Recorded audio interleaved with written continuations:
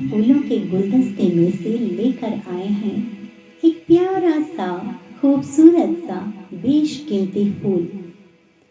प्रशांत श्रीवास्तव, भिलाई के जाने माने गायक, लेखक, चिंतक, आध्यात्मिक और सामाजिक विचारक, अपनी सफलताओं को माता पिता की कृपा मानने वाले, परिवार और दोस्तों के सबसे प्रिय प्रशांत जी, बेहद संवेदनशील व्यक्तित्व, अलग अलग विधाओं में बहुत से मेडल्स से नवाजे गए हैं।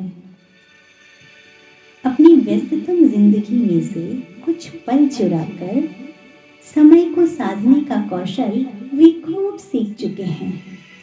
संघर्ष, कामयाबी, अनुभव, अभिव्यक्ति, दर्शन, समर्पण, सब कुछ। किसी एक व्यक्ति के भीतर इतनी प्रतिभा, इतनी विविधता, कई विषयों में इतनी गहरी पकड़ और कई कार्यों में इतनी पारंगतता, यही वो बातें हैं जिन्होंने प्रशांत श्रीवास्तव जी को बना दिया है शख्सियत-ए छत्तीसगढ़। नमस्कार दोस्तों, आइए फिर से चलते हैं, रूबरू होते हैं एक नई शख्सियत के साथ जिनसे आज हम मुलाकात करेंगे। बहुत ही दिलचस्प इंसान है वो और एक बहुत अच्छी शख्सियत है। तो आइए आप सभी दर्शकों का स्वागत है हमारे आज के इस एपिसोड में शख्सियत छत्तीसगढ़। तो दोस्तों, कहते हैं ना कि सफल होने के लिए असफल होना बहुत ज़रूरी है। जो अपने आप को पढ़ सकता है वो दुनिया में कुछ भी सीख सकता है। हर असंभव कार्य को करने का सिर्फ एक ही तरीका होता है और वो है कड़ी मेहनत। जिस दिन आपने ये सीख लिया कि सीखते कैसे हैं, फिर आप कुछ भी जीत सकते हैं। मेरा ये सोचना है दोस्तों कि आप वही काम करो जिसमें आपका दिल लगे और जिसमें आपका मन लगे। लेकिन मेरा बस इतना ही कहना है कि जो भी कार्य आप करो पूरे दिल से करो, पूरी ईमानदारी के साथ करो, बल्कि अपने आप को प्रूव करने के लिए पूरा दांव लगा दो। मल्लाहों से मदद मांगते मांगते थक गए होंगे, मल्लाहों से मदद मांगते मांगते थक गए होंगे। आओ अब खुद के हौसलों से बात करो और तैर कर नदी को पार करो। और चाहे कितनी भी सफल बन जाओ, कामयाब बन जाओ, लेकिन एक बात हमेशा याद रखना कि वजनदार बनो। बातों में और अपनी शख्सियत में वजन होना चाहिए। वजन हो जाता है बातों में उसकी, वजन हो जाता है बातों में उसकी, झुकना जिसे जीवन में आ गया। लगा ना सका कोई उसकी शख्सियत का अंदाजा, लगा ना सका कोई उसकी शख्सियत का अंदाजा, वो आसमां है मगर सर झुका के चलता है। तो दोस्तों, इंतजार की घड़ियां खत्म हो चुकी हैं। आइए जोरदार तालियों के साथ स्वागत करते हैं हमारे आज के मेहमान की, Shri Prashant Srivastava ji. Most welcome sir. नमस्कार। दर्शकों को भी मेरा नमस्कार। तो दोस्तों, प्रशांत जी एक ऐसी शख्सियत हैं जिनको शायद बहुत सारे लोग जानते हैं, बहुत अच्छे से जानते हैं कि वो वर्सटाइल हैं, हर चीज़ में ख्याति प्राप्त किए हुए हैं, कि वो कवि भी हैं, सिंगर भी हैं और अलग अलग विभिन्न क्षेत्रों में बहुत सफलता हासिल कर चुके हैं। लेकिन सर, हमारा सिर्फ एक ही मकसद है, मतलब हमारे चैनल का सिर्फ एक ही मकसद है कि आपको और भीतर से जान सके, लोग तक आप बहुत आसानी से पहुंच सके। तो आइए जानते हैं कि कौन है प्रशांत श्रीवास्तव जी। आपकी कहानी, आपकी जुबानी। कुछ चार पंक्तियां पहले आपको समर्पित करता हूं जी जी। और इसके बाद में फिर आपके सवाल का जवाब दूंगा मैं जी। कि शक्ति की अवतार है नारी, धैर्य की भंडार है नारी, नारी बिना ये जग है नश्वर, जीवन का आधार है नारी। इन्हीं पंक्तियों के साथ मैं आपका अभिवादन करता हूं। और जो प्रश्न आपने पूछा कि कौन है प्रशांत श्रीवास्तव, तो प्रशांत श्रीवास्तव माता सरोज श्रीवास्तव और पिता स्वर्गीय काशी प्रसाद श्रीवास्तव की तीसरी संतान है। मेरी स्कूलिंग और जन्म रायपुर में हुआ। रायपुर एग्रीकल्चर कॉलेज से मैंने एमएससी किया और उसके बाद फिर मैं जबलपुर चला गया। जबलपुर कृषि विश्वविद्यालय में मैंने रिसर्च एसोसिएट की पोस्ट मैंने ज्वाइन किया और कुछ महीने उसमें काम किया। उसके बाद फिर मेरा अपॉइंटमेंट स्टेट बैंक में हो गया और 86 से मैं स्टेट बैंक में आ गया और लगभग 30 साल मैंने स्टेट बैंक में अपनी सेवाएं दी। अच्छा, बहुत अच्छी बात है। तो आपकी स्कूल की पढ़ाई पूरी हुई, कॉलेज की पढ़ाई पूरी हुई, उसके बाद आप कर्म क्षेत्र में पहुंच गए। फिर आपने क्या क्या उपलब्धि हासिल की? जी हाँ, स्टेट बैंक में आने के बाद जी। वैसे तो बहुत सारी उपलब्धियां रही, लेकिन मैं यहाँ उन उपलब्धियों का जिक्र करना चाहूँगा जिससे मुझे आत्मिक संतोष मिला, सेल्फ सेटिस्फेक्शन मिला। जी। जब मैंने बैंक ज्वाइन किया तो कर्मचारी संघ के प्रति मेरा थोड़ा सा रुझान हुआ। अच्छा। और मुझे ये लगा कि कर्मचारी संघ एक ऐसा प्लेटफॉर्म है जिसके माध्यम से मैं अपने सहकर्मियों की मदद कर सकता हूँ, जी। उनके जो हित हैं उन हितों की रक्षा कर सकता हूँ, उनके जो अधिकार हैं वो अधिकार उन्हें दिला सकता हूँ। किस तरह के हित और अधिकार होते हैं सर? जी, ट्रेड यूनियन लीडरशिप के माध्यम से मैंने अपने साथियों के अधिकार उन्हें दिलाए। और एक चीज़ ये थी कि लोगों में बहुत अवेयरनेस नहीं था। जी जी।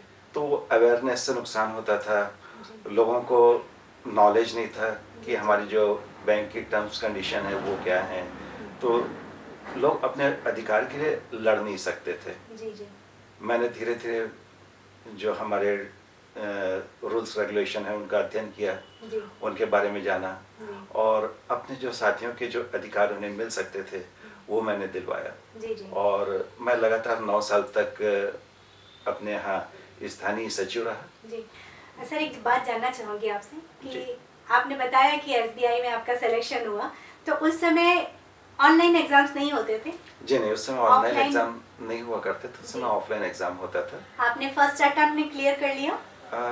मैंने 2-3 बैंकों के एग्जाम क्लियर कर लिए थे। अरे वाह, क्या बात है। और मैं तो फाइनली आपने एसबीआई को ही चूज किया? एसबीआई को ही चूज किया मैंने। और एसबीआई में आने के पहले भी मैं एक अच्छी जॉब में था जी। वहाँ से मैं प्रोफेसर हो जाता, अच्छा, एसोसिएट प्रोफेसर हो जाता जी जी। और आगे निकल जाता, वो भी करियर अच्छा था। जी। लेकिन क्योंकि ये घर के पास पोस्टिंग मिल रही थी इसलिए मैं यहाँ आ गया और मैंने बैंक ज्वाइन कर लिया। जी। आपके लिए भी फिर 2 शब्द तो बनते ही हैं जो मैं हर बार कहती हूँ। स्वागत। जब हौसला बना लिया ऊंची उड़ान का, जब हौसला बना लिया ऊंची उड़ान का, तो फिर देखना फिजूल है कद आसमान का। क्या बात है, बहुत अच्छे शब्दों में आपने बात कही। जी सर, राजभाषा हिंदी को आगे बढ़ाने में और उसे मान सम्मान दिलाने में आपने बहुत योगदान दिया है अपना, उसके बारे में थोड़ी चर्चा की जाए। जी हाँ, सबसे पहले तो मैं आपको ये बता दूं कि हिंदी के प्रति मेरा बहुत लगाव बचपन से रहा है। जी। और शायद उसका एक कारण ये भी रहा हो कि मेरे जो परनाना थे, परनाना बहुत अच्छे लेखक और बहुत अच्छे साहित्यकार रहे और रामायण का छत्तीसगढ़ी में अनुवाद उन्होंने किया था। छत्तीसगढ़ी में अनुवाद? जी हाँ, रामायण का छत्तीसगढ़ी में अनुवाद किया था उन्होंने। जी। और एक बुक भी उन्होंने लिखा था जो कि पब्लिश भी हुई, अष्टराज अम्भोज के नाम से। अच्छा, जो आप अभी मुझे थोड़ी देर पहले दिखा रहे थे। जी हाँ। ये जी जी बताएं। तो ये छत्तीसगढ़ जिन 8 स्टेट से मिल के बना है उसके बारे में जानकारी हमारे परनाना जी ने दी है इस बुक में। अच्छा अच्छा। और बहुत ही जल्द ये बुक गूगल में हम लोग अपलोड करने वाले हैं, तो आपके दर्शक चाहें तो इसे गूगल के माध्यम से भी देख सकते हैं। जी जी, बस मैं यही चाह रही थी कि आप बताएंगे कि इसे हम तो देख पा रहे हैं लेकिन दर्शक कैसे देख पाएंगे, तो आप गूगल के माध्यम से देख पाएंगे बहुत जल्द। जी। तो हिंदी के प्रति और साहित्य के प्रति मेरा थोड़ा सा लगाव बचपन से है। जी जी। जब मैं बैंक में आया तो राजभाषा हिंदी से मैं अवगत हुआ, तो मेरी कोशिश ये रही कि हिंदी को किसी न किसी तरह से बढ़ावा दिया जाए, जी जी। आगे बढ़ाया जाए। जी। और जैसा कि राजभाषा अधिनियम है उसके हिसाब से हमको हर जगह हिंदी को अब लागू करना है, तो उस दिशा में मैंने प्रयास किया और बैंक ने मुझे राजभाषा का इंचार्ज भी बना दिया। बहुत सारे ऐसे शब्द हैं जो हम शब्दावली में खोजना पड़ता है कि बैंकिंग के बहुत सारे वर्ड्स ऐसे होते हैं ना कि हमें हिंदी में अच्छे से पता ही नहीं होते हैं। एक बात और है कि बहुत समस्या आती है जब हम इंटरव्यू फेस करते हैं। आज की डेट में यही होता है कि आप कोई भी बच्चा अगर इंटरव्यू देने के लिए जाता है तो सारे क्वेश्चंस इंग्लिश में पूछे जाते हैं और बहुत तंग होता है लोगों का इंग्लिश में हाथ। जी हाँ, और खास करके मैं सोचता हूँ शायद हमारे स्टेट में ये प्रॉब्लम ज़्यादा है। जी बिल्कुल। तो अंग्रेजी ठीक है, उसकी भी जानकारी होना चाहिए लोगों को, अंग्रेजी का भी ज्ञान होना चाहिए, लेकिन क्योंकि अब राजभाषा अधिनियम बन चुका है और सरकार का ये प्रयास है कि अब अधिकाधिक हिंदी का प्रयोग हो। और बैंक में रहते हुए बैंक में एक राजभाषा मास होता है सितंबर के महीने में, 1 सितंबर से 30 सितंबर तक। तो मेरा ये प्रयास रहता था कि उस माह में बैंक के जो हमारा जो स्टाफ है उसके बीच में विभिन्न प्रतियोगिताओं का आयोजन हो सके, जैसे उसमें वाद विवाद प्रतियोगिता, निबंध लेखन प्रतियोगिता, इस तरह की प्रतियोगिताएं करके हिंदी को बढ़ावा देने का काम हम लोग करते थे। तब तो एक प्रतियोगिता मैं ये भी करवाता था अच्छा। कि बैंकिंग शब्दावली का हिंदी में अनुवाद, एक ये भी कंपटीशन होता था ताकि लोग जान सकें अच्छे से। जी हाँ जी, और ये बहुत अच्छी बात है सर, और हमें बहुत गर्व होता है कि हम हिंदुस्तानी हैं और हमारी राजभाषा हिंदी है, गर्व की बात है। जी हाँ। और हम बहुत श्रेष्ठ हम अपने आप को समझते हैं कि हम हिंदुस्तान की धरा पे हमने जन्म लिया है। जी हाँ, ये तो निश्चित ये बात तो है कि हिंदुस्तान की धरा पे हमने जन्म लिया, ये हमारा भाग्य है, सौभाग्य है। जी। जैसे कि आपने बताया अभी कि आप बहुत सारी प्रतियोगिताएं करवाते थे, आयोजन करते थे उनका। तो क्या आपने भी कभी किसी प्रतियोगिता में पार्टिसिपेट किया है हिंदी को लेकर? जी हाँ जी। हमारे हेड ऑफिस के लेवल में और हमारा हेड ऑफिस भोपाल में है, उसमें मध्य प्रदेश और छत्तीसगढ़ दोनों उसमें शामिल है। अच्छा। उसको हम लोग LHO बोलते हैं। तो LHO के लेवल में कंपटीशन हुआ था, निबंध प्रतियोगिता, सन 2004 की बात है ये। अच्छा। तो उसमें भी मैंने पार्टिसिपेट किया था और उसमें मुझे LHO लेवल पे सेकंड प्राइज मिला था। अरे वाह, क्या बात है। Thank you. नमस्कार, मैं श्रीमती संतोषी धीवर, ग्राम पंचायत टोनाटार के जय समाज संतोषी स्व सहायता समूह की अध्यक्ष बोल रही हूँ।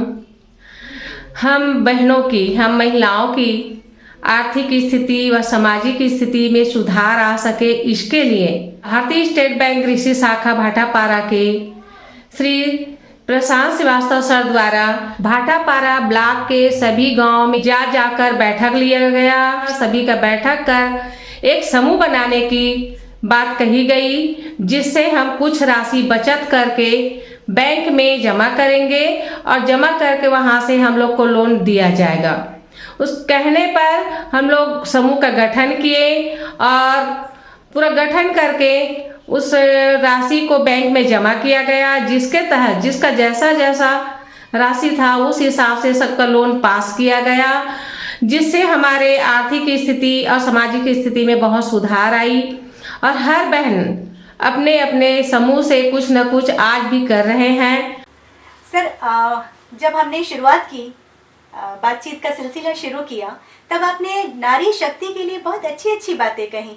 तो मैं ये जानना चाहती हूँ कि नारियों के उत्थान के लिए आपने क्या क्या उल्लेखनीय कार्य किए हैं, वो भी थोड़ा बताइए दर्शकों को। जी हाँ, मैंने बैंक के माध्यम से महिलाओं के उत्थान के काम किए और आप जानती हैं कि मैं माँ गायत्री का उपासक हूँ और मेरा ये मानना है कि हम अगर माँ गायत्री की कितनी ही पूजा कर लें, चाहे 9 दिन के अखंड उपवास कर लें, लेकिन हमने अगर महिला की इज्जत करना नहीं सीखा तो सब बेकार है, क्योंकि हर महिला के अंदर माँ गायत्री का वास होता है।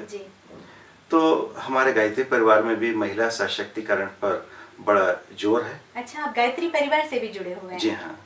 तो कुछ वो भी प्रेरणा रही मेरे अंदर। जी। आपने जो सेल्फ हेल्प ग्रुप के लिए काम किया था वो कौन से सन की बात है और क्या क्या काम किया आपने? जी, ये सन 2004 के आसपास की बात होगी। तब मेरी पोस्टिंग भाटापारा ADB में थी। अच्छा। और उसी समय सेल्फ हेल्प ग्रुप का कॉन्सेप्ट आया और मुझे ये अपॉर्चुनिटी मिली कि मैं उस काम को देखूं। अच्छा। तो मैंने उस अपॉर्चुनिटी को ग्रैब कर लिया जी। और इस एरिया में मैंने काफ़ी काम किया। मैंने उस क्षेत्र में सेल्फ हेल्प ग्रुप के लगभग 450 खाते खुलवाए। अच्छा। और लगभग 100 या 150, शायद 150 लोन अकाउंट्स रहे होंगे महिलाओं के। जी। जिसमें मैंने लोन दिया उनको। अच्छा। और लगभग 1 करोड़ से 1.25 करोड़ के बीच में मैंने उन महिलाओं को लोन बांटा। जी। मतलब उनके लिए आपने बहुत अच्छा कार्य किया कि जो जिस क्षेत्र में महिला कुछ करना चाहती थी, लोन दिलवा करके आपने काफ़ी उन लोगों की मदद की। जी हाँ, देखिए मैं लोन सेक्शन में काम किया करता था जी जी। और गाँवों में जाता था। हाँ, तो हमारे शहर की जो महिलाएं हैं और जो गांव की महिलाएं हैं, दोनों की स्थिति बहुत ही भिन्न है। जी जी। तो जब मैंने ग्रुप के माध्यम से ये पैसा लोन के रूप में जब उन्हें दिया, तो महिलाओं की जो सामाजिक स्थिति थी जी जी। उसमें एक सिग्निफिकेंट चेंज देखने को मिला। गुड। उनकी बातों को समाज में, घर में, परिवार में महत्व दिए जाने लगा। बहुत अच्छी बात है। और थोड़ा सा बैंक में आना जाना करने के बाद, क्योंकि यहाँ और भी सभी गांव की महिलाएं आती थीं, जी तो उनका आपस में इंटरेक्शन जो होता था उससे एक्सपोजर भी बढ़ा उनका। तो एक ये भी कारण था। जी जी। और दूसरा ये था कि जो आर्थिक उन्नति जो उनकी हुई जी। वो भी एक कारण था। बहुत बढ़िया सर। इसके कारण महिलाओं की स्थिति में, सामाजिक स्थिति में बहुत बदलाव हुआ। बहुत अच्छी बात है सर, आपने बहुत अच्छा कार्य किया है, बहुत सराहनीय है। सर ये बात किस हद तक सही है कि जब भी हम कोई कार्य की शुरुआत करते हैं तो उसमें एक टीम का होना बहुत ज़रूरी है। आप अकेले कुछ नहीं कर सकते हैं। जी हाँ। तो आपके हिसाब से आप क्या कहना चाहेंगे कि टीम वर्क होना चाहिए या नहीं? जी हाँ, दरअसल बैंक में मैंने जितने साल भी नौकरी किया, जी। मैं अपने टीम वर्क के लिए ही जाना जाता था। अच्छा। और ये जो मैं अभी चर्चा कर रहा था सेल्फ हेल्प ग्रुप की, जी जी जी। तो ये सेल्फ हेल्प ग्रुप में भी जो मेरे अधिकारी थे और जो मेरे अधीनस्थ थे, उन सब की एक टीम ही थी। उस टीम वर्क के तहत ये काम हुआ और इतने बड़े पैमाने पे काम हो सका। बहुत तो अच्छी। टीम होना बहुत जरूरी है। जी जी और जब हम बातचीत के इस मुकाम पे पहुंच चुके हैं, जी। तो यहाँ मैं एक महिला का जिक्र करना चाहूँगा, जी जरूर बताएं। क्योंकि सेल्फ हेल्प ग्रुप की अगर बात चल रही है और मेरे अचीवमेंट्स की अगर बात चल रही है, तो यहाँ अगर उनका उल्लेख ना हो जी। तो ये उनके प्रति मेरी कृतज्ञता होगी। ये अधूरा हो जाएगा। जी हाँ। जी बताएं। तो उनका उल्लेख मैं बहुत सम्मान के साथ श्रीमती साधना श्रीवास्तव जी का नाम लेना चाहूँगा। जी जी। महिला एवं बाल विकास विभाग में पर्यवेक्षक थी जी। और उन्होंने मुझे इस काम में बहुत मदद किया, बहुत मार्गदर्शन दिया जी। और बहुत सहयोग दिया।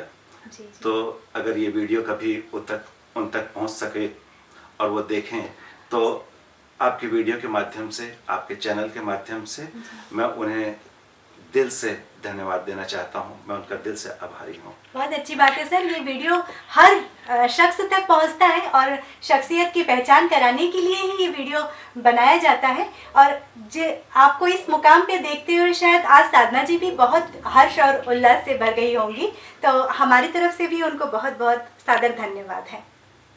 नमस्कार। आदरणीय प्रशांत सर के बारे में मुझे कुछ दो शब्द कहने का अवसर मिला। मैं स्वयं को भाग्यशाली समझता हूँ।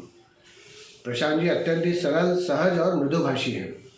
वे विलक्षण प्रतिभा के धनी होने के साथ साथ कार्य के प्रति निष्ठावान भी हैं।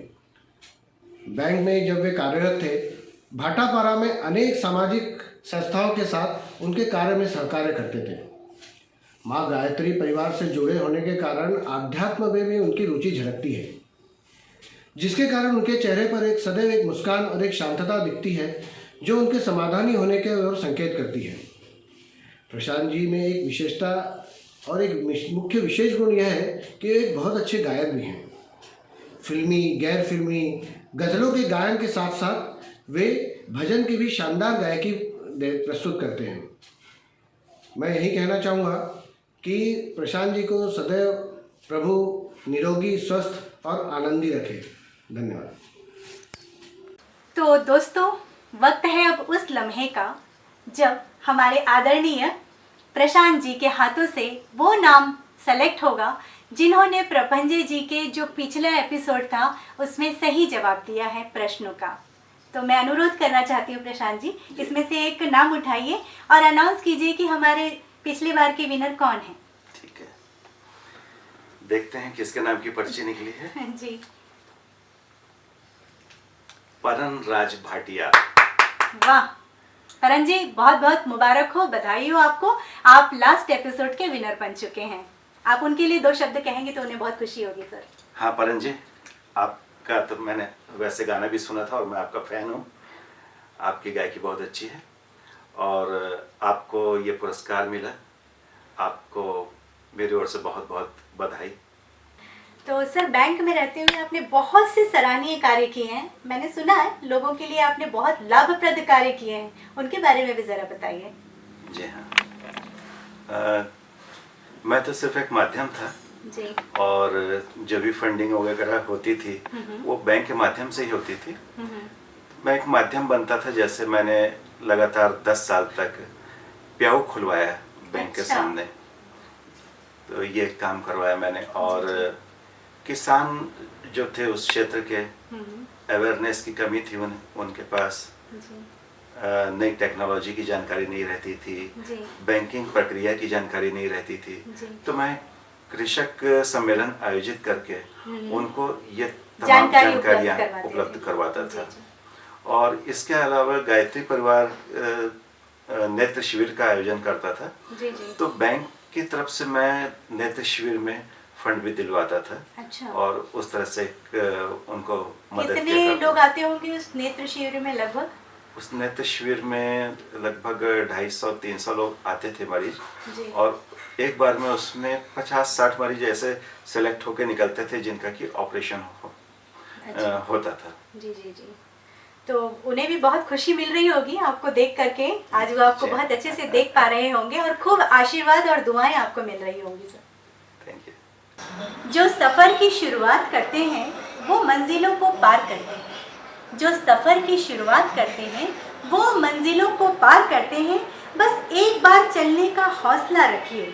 आप जैसे मुसाफिरों का तो रास्ते भी इंतज़ार करते हैं। अंजलि जी, अभी हम लोग जब बाहर खड़े थे तो आपने एक बहुत अच्छी बात कही जी। 2 लाइन का शेर आपने जो कहा। हाँ जी जी। मैं उसके रिप्लाई में आपसे कुछ कहना चाहता हूँ। 2 जी। पंक्तियाँ मैं भी कहना चाहता जरूर हूँ। कहें। खुशियाँ और आपका जन्म जन्म का साथ हो। खुशियाँ और आपका जन्म जन्म का साथ हो। जीवन में कोई गम आए भी तो आपके सिर पर माता रानी का हाथ हो। आपके सिर पर माता रानी का हाथ हो। बहुत उम्दा बात कही आपने, बहुत धन्यवाद। प्रशांत जी, आपने साहित्य और कला के क्षेत्र में भी काफ़ी उपलब्धियां हासिल की हैं। उसके बारे में कुछ बताइए कि आप क्या लिखते हैं, किस तरीके से लिखते हैं? कविता, गज़ल, शायरियाँ या निबंध, क्या चीज़ लिखते हैं वो आप थोड़ा जिक्र करिएगा। जी हाँ, देखिए, सबसे पहली बात तो ये कि इस तरह की जो चीज़ें होती हैं, साहित्य से लगाव, ये आपको अपने परिवार से मिलता है। बिल्कुल सही बात है। तो मुझ में जो भी चीज़ है, इसका पहले तो सबसे पहले क्रेडिट मैं अपने पेरेंट्स को दे दूं। बहुत अच्छी बात है सर। ये जो भी मुझे मिला, ये मुझे अपने पेरेंट्स से मिला। मेरे घर परिवार का जो वातावरण था उससे मुझे मिला। जी। और रहा सवाल कि मैं क्या क्या लिखता हूँ, तो अध्ययन करते करते मेरी लेखनी से पता नहीं कब निबंध निकलने लगे, लेख निकलने लगे, समीक्षाएं निकलने लगी। अच्छा। कहानियाँ निकलने लगी, मुझे पता नहीं। और फिर जब उसे मैंने अपने मित्रों को दिखाया तो उन्होंने काफ़ी प्रशंसा किया और मुझे प्रेरित किया कि इसे विभिन्न पत्र पत्रिकाओं में, समाचार पत्रों में भेजूं। और मैंने उन्हें डरते डरते भेजा, लेकिन वो सब प्रकाशित हो गई। बहुत अच्छी बात है। जी। सर, एक बात बताएं कि कविता तो एकदम ही अलग विधा है, इस क्षेत्र में आप कैसे आ गए? जी, जब मेरी पोस्टिंग बलौदाबाजार में थी, तो मेरी जान पहचान कुछ ऐसे मित्रों से हुई जो कि साहित्य के क्षेत्र में थे और मंच के इस्टेब्लिश्ड कवि थे। अच्छा अच्छा। तो मैं उनके साथ रहने लगा और उनके साथ मंच में जाने लगा। अच्छा। तो मैं बहुत सम्मान के साथ एक मेरे जो वरिष्ठ कवि थे, जो कि इस क्षेत्र में मेरे गुरु भी हैं, उनका नाम मैं लेना चाहूँगा, श्री राम रूप जी वर्मा। अच्छा। तो राम रूप जी वर्मा स्टेज के बहुत अच्छे कवि थे। उन्होंने मुझे ये तकनीक सिखाई कि कविता को मंच पे कैसे प्रस्तुत किया जाता है। और उसके बाद फिर मैंने कई मंचों में काव्य पाठ किया, कवि सम्मेलन का संचालन भी किया। इस तरह मैं कविता के क्षेत्र में भी आ गया। बहुत अच्छी बात है सर। और गुरु के बिना तो कुछ भी संभव नहीं है, ये बात हम भी मानते हैं और हमारी तरफ से आपके गुरुदेव को सादर प्रणाम। जी। तो जो मैं अपने गुरु की बात कर रहा था, राम रूप जी वर्मा की, तो वो मुझे प्रोत्साहित करने के लिए मोटिवेशन के बतौर एक कविता अक्सर मुझसे कहा करते थे। उस कविता का मैं उल्लेख करना चाहूँगा, जी, जी। उद्धृत करना चाहूँगा। जरूर सुनाएं यहाँ पे। जी। धरा बेच देंगे, गगन बेच देंगे, जी। धरा बेच देंगे, गगन बेच देंगे, कली बेच देंगे, सुमन बेच देंगे, वाह वाह। कलम के पुजारी अगर सो गए तो वतन के पुजारी वतन बेच देंगे, अरे वाह। वतन के पुजारी वतन बेच देंगे। क्या बात है, क्या बात है, बहुत ही उम्दा। नमस्कार दोस्तों, मैं आज आपको स्व सहायता समूह के बारे में बताने जा रहा हूँ। भाटापारा के आसपास के जितने भी ग्रामीण क्षेत्र थे वहाँ का दौरा करके श्री प्रशांत श्रीवास्तव जी भारतीय स्टेट बैंक वाले द्वारा गांव-गांव जाकर महिलाओं का ग्रुप बनाया गया, उनको समझाया गया कि स्व सहायता समूह आप बनाइए और उसके बाद हम आपको लोन देंगे।